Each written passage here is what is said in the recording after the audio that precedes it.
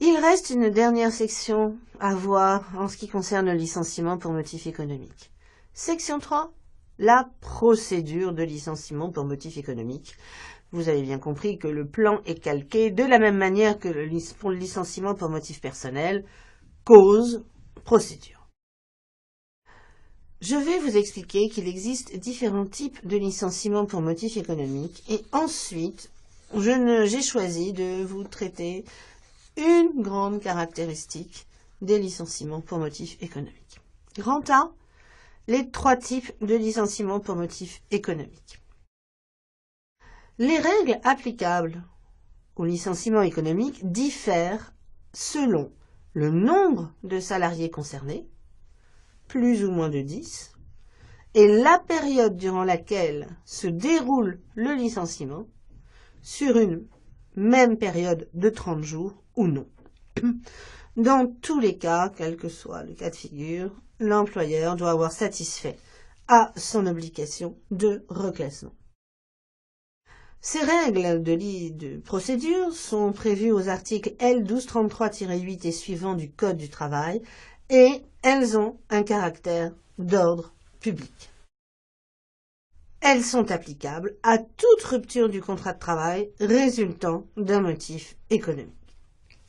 Il est possible en fait de distinguer 3 grandes catégories de licenciements pour motif économique. Le premier, c'est le licenciement individuel pour motif économique. Vous devez vous séparer de votre comptable parce que vous ne pouvez plus le payer. La procédure applicable est simple. C'est la procédure de licenciement pour motif personnel. Entretien, notification de licenciement. Mais, comme il ne s'agit pas d'un licenciement pour motif personnel, on va appliquer à ce licenciement ce que j'appelle les bonus du licenciement pour motif économique qui vont en fait s'appliquer une fois que le salarié a été licencié. Je vais vous en citer 3 bonus pour vous expliquer ce qui différencie le licenciement pour motif individuel du licenciement pour motif économique. Le premier bonus, c'est la priorité de réembauchage. En effet, à condition que le salarié en ait fait la demande dans les 4 mois qui suivent la rupture, il pourra demander pendant les 12 mois qui suivent cette rupture à l'employeur, tous les postes qui se sont libérés, qui sont devenus disponibles depuis son licenciement. Il s'agit d'une obligation pour l'employeur. Le deuxième bonus, c'est l'ordre des licenciements. En effet, l'employeur doit s'expliquer auprès des salariés, auprès des représentants du personnel, sur les raisons qui l'ont poussé à licencier un tel plutôt qu'un autre. Parce que si vous réfléchissez bien, comme ce ne sont pas des licenciements pour motif personnel, que la cause est économique, elle est générale, elle pourrait concerner tout le monde. Alors, le Code exige que l'ordre des licenciements soit expliqué à l'aide de critères. Les critères étant les qualités requises, les charges de famille et l'ancienneté. C'est pourquoi, effectivement, les premiers à partir sont souvent les jeunes célibataires qui sont là depuis pas très longtemps. Je vous dis juste, sans rentrer dans les détails, que la loi Macron a modifié certaines dispositions relatives à l'ordre des licenciements, notamment quant à la détermination du champ d'application. Troisième et dernier bonus, qui est fort intéressant, c'est ce que l'on appelle le contrat de sécurisation professionnelle. Le salarié licencié pour motif économique va se voir proposer par l'employeur de signer ce contrat au lieu d'être licencié pour motif économique. Juridiquement, d'ailleurs, c'est un peu spécial. Ce sera une rupture d'un commun accord. Le salarié signe ce contrat et qu'est-ce que cela lui apporte? Eh bien, beaucoup. En effet, il va pouvoir accéder pendant quelques mois à des formations, notamment dispensées par Pôle emploi, à des bilans de compétences, à des entretiens qui lui sont réservés. Et d'autre part, plutôt que de tomber, pardonnez-moi le terme, au chômage de manière sèche, et d'obtenir uniquement 57% de son salaire en brut, il va, pendant ces quelques mois, bénéficier d'une rémunération supérieure qui sera dégressive et qui commence aux alentours de 80%. Vous voyez, il y a tout intérêt à accepter ce contrat de sécurisation professionnelle, excepté évidemment si vous avez retrouvé un emploi. Alors, juste un dernier mot pour le licenciement individuel pour motif économique. Pourquoi appliquer l'ordre des licenciements? Oui, c'est pareil. Pourquoi lui et pas un autre? Donc, ça s'applique également. La deuxième catégorie de licenciement pour motif économique, on l'appelle le petit licenciement économique, parce qu'il concerne moins de 10 salariés sur une même période de 30 jours. Dans ces cas-là, sans rentrer dans les détails, il faut bien entendu, dans les entreprises pourvues de représentants du personnel, une consultation du comité d'entreprise ou, à défaut, des délégués du personnel. Et cette consultation, eh bien, il faut expliquer toutes les raisons qui conduisent au licenciement économique, les raisons économiques, financières, etc. Le calendrier prévisionnel des départs. En plus, évidemment, il va falloir informer l'administration, c'est-à-dire la directe, au même moment où l'on envoie les lettres de licenciement. Et puis, il faudra, pour tous les salariés, un entretien préalable de chaque salarié concerné, avec une information de pouvoir être assisté par un conseiller du salarié, etc. Enfin, dernière grande catégorie de licenciement pour motif économique, c'est le licenciement collectif pour motif économique qui concerne au moins 10 personnes sur une même période de 30 jours et qu'on appelle le grand licenciement économique. La procédure est beaucoup plus lourde. Il n'y a plus de procédure individuelle. On va appliquer tout simplement les règles relatives à la consultation préalable des représentants du personnel et notamment du comité d'entreprise. Il faut également informer l'administration du travail et il y a une obligation particulière dont je vais vous parler dans le grand B. Grand B, l'une des caractéristiques du grand licenciement économique, le PSE. Outre le PSE, dont je vais vous parler dans le premier point, il y aura un deuxième point plus rapide sur les accords de maintien de l'emploi.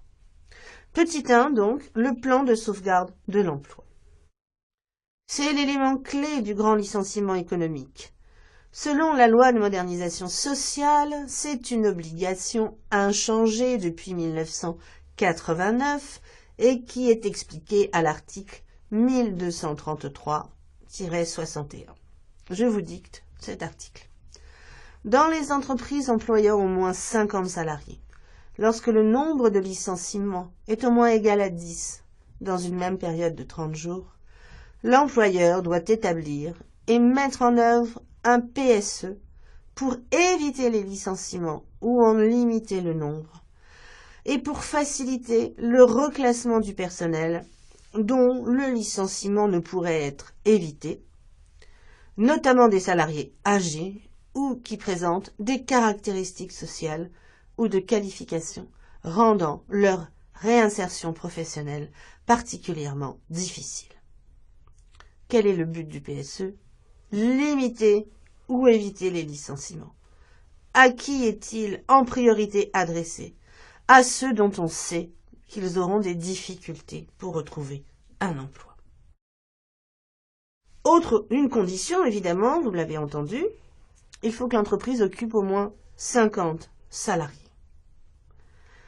Et il faut cette condition tout simplement parce que le comité d'entreprise, dont le seuil est de 50 salariés également, est l'institution qui va exercer un contrôle de la conformité du PSE au sein de l'entreprise. Petite précision avant d'entrer dans les détails, la rupture conventionnelle dont je vous ai déjà parlé et qui a été créée par la loi du 25 juin 2008 est exclue en matière de licenciement économique. Cela ne doit pas, en principe, conduire l'employeur à détourner les règles du licenciement en étant tenté de conclure un grand nombre de ruptures pour échapper au PSE. S'il y a des ruptures conventionnelles, elles devront être prises en compte dans les modalités du licenciement économique. Une réforme importante concernant le contrôle du licenciement pour motif économique a été initiée par la loi du 14 juin 2013, ce que je vais vous expliquer dans un premier point. Dans un deuxième point, nous verrons quel est le contenu du PSE et puis après on verra. Voilà. Alors, petit a, l'élaboration du grand licenciement économique. 2 points. La loi du 14 juin 2013. La loi du 14 juin 2013 relative à la sécurisation de l'emploi est celle qui a apporté ces dernières années le plus de bouleversements en matière de procédure de licenciement pour motif économique et surtout en matière de PSE. Elle a été accompagnée d'un décret du 27 juin 2013. La réforme ne concerne que les grands licenciements économiques collectifs et auparavant, pour ces grands licenciements économiques, le contrôle reposait surtout sur le comité d'entreprise. En interne, il devait y avoir une consultation préalable et il pouvait forcer l'employeur à revoir sa copie. Désormais, il existe de nouvelles règles. Les nouvelles règles de mise en œuvre et de contrôle du PSE en 4 points. Premier point, la première possibilité offerte aux entreprises concernées est celle de conclure un accord collectif majoritaire qui sera validé par l'administration. Qu'est-ce que cela veut dire? Ça veut dire qu'il faut conclure un accord sur le PSE. 3 précisions. Première précision. L'employeur qui souhaite procéder à un licenciement collectif par accord collectif doit engager des négociations avec les syndicats représentatifs dans l'entreprise. C'est une option recommandée parce que c'est une forme d'autocontrôle au sein de l'entreprise et ça va éviter un contrôle externe, nous le verrons, de l'administration. Le champ de la négociation doit porter sur le contenu du plan, mais les modalités d'information également, le nombre de suppressions d'emplois, le calendrier prévisionnel des licenciements, les mesures de reclassement, etc. Et l'entreprise a tout intérêt à négocier sur un champ de domaine le plus vaste possible pour éviter un contrôle. Toutefois, l'accord ne peut en aucun cas déroger aux mesures impératives d'ordre public, comme par exemple l'obligation de proposer aux salariés un contrat de sécurisation professionnelle. Cet accord devra bien entendu être aussi soumis à la consultation du comité d'entreprise. Et l'administration peut intervenir à tout moment en amont pour donner des précisions, pour poser des questions. Deuxième précision. Cet accord est un accord majoritaire, car pour être valide, il doit avoir été signé par une ou plusieurs organisations syndicales représentatives ayant recueilli au moins 50% des suffrages exprimés en faveur d'organisations reconnues comme représentatives au premier tour des dernières élections des titulaires au comité d'entreprise. Accord majoritaire, ça veut dire qu'il y a plus de syndicats qui doivent être représentatifs, avoir obtenu 50% des suffrages. L'accord normal, c'est en général 30%. Troisième et dernière précision sur ce premier point. Une fois l'accord négocié, il devra encore être validé par l'administration dans les 15 jours suivant sa réception par la fameuse directe. Le contrôle de l'administration en cas d'accord collectif ne devrait pas être trop approfondi puisque le PSE a été négocié avec des syndicats qui ont une légitimité renforcée. Il portera donc sur des points essentiels, la régularité d'information du comité d'entreprise, la présence dans le plan de sauvegarde d'un plan de reclassement, etc. La directe devra motiver sa décision et la notifier à l'employeur. Le silence de l'administration passé 15 jours vaudra décision d'acceptation et les salariés seront informés par voie d'affichage. Voilà pour le premier point. Deuxième point, à défaut d'accord collectif majoritaire, que se passe-t-il? Parce qu'effectivement, il se peut qu'un employeur ne réussisse pas à signer avec les syndicats. À ce moment-là, notre employeur devra élaborer un document unilatéral homologué par l'administration. Ce document couvrira le même champ que celui de l'accord, et il doit aussi être soumis à la consultation du comité d'entreprise. Mais sa validité est soumise à une homologation et non pas à une validation, comme c'était le cas quand l'accord a été signé. L'homologation, cela veut dire un contrôle bien plus approfondi de l'acte unilatéral. Le contrôle porte surtout sur la proportionnalité, les efforts consentis, le cas échéant, l'information, le recours au contrat de sécurisation de l'emploi, etc., etc. Pour notifier sa décision, la directe dispose ici d'un délai de 21 jours, et tout comme dans la première hypothèse, la décision devra être motivée, notifiée, et le silence vaudra décision d'acceptation. Voilà donc les deux manières suivant lesquelles un PSE doit être élaboré, soit, et c'est conseillé, par accord majoritaire avec les syndicats représentatifs, à défaut, par un document unilatéral de l'employeur. Dans le premier cas, contrôle léger de l'administration qui procédera à une validation de l'accord. Dans le deuxième cas, contrôle plus approfondi de l'administration qui procédera à une homologation. On peut se demander, évidemment, il est à craindre que l'administration ne dispose pas réellement du temps nécessaire pour tout contrôler. Est-ce qu'après tout, le contrôle administratif n'est pas plus léger? Alors, pour la petite histoire, quand même, le retour de ce contrôle administratif qui avait disparu en 1986, eh bien, il a été voulu plutôt par le patronat. Parce que le patronat sait très bien que le contrôle administratif est plus léger que le contrôle judiciaire. Donc, vous voyez, c'est un peu étrange que cette loi adoptée par un gouvernement socialiste, eh bien, prévoit des mesures qui soient plus favorables pour les entreprises. Troisième point,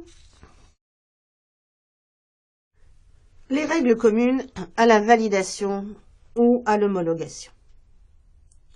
En cas de refus de l'une ou l'autre des mesures, l'employeur devra faire une nouvelle demande après avoir apporté les modifications nécessaires et consulter le comité d'entreprise. Dans le cas extrême où il y aurait eu des licenciements qui seraient intervenus sans validation ou homologation, la sanction serait la nullité du PSE. Quels sont les juges compétents en cas de contentieux? Et j'en aurai fini. Le juge compétent est évidemment désormais le tribunal administratif en premier ressort pour connaître les litiges relatifs à l'accord collectif ou au document unilatéral.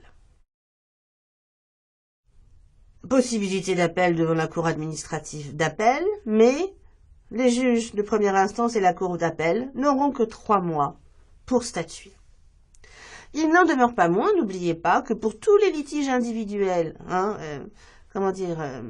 mis en œuvre par un seul salarié, relatif à son propre licenciement collectif, le Conseil des prud'hommes est toujours compétent et les salariés disposent désormais d'un délai de 12 mois pour contester leur licenciement.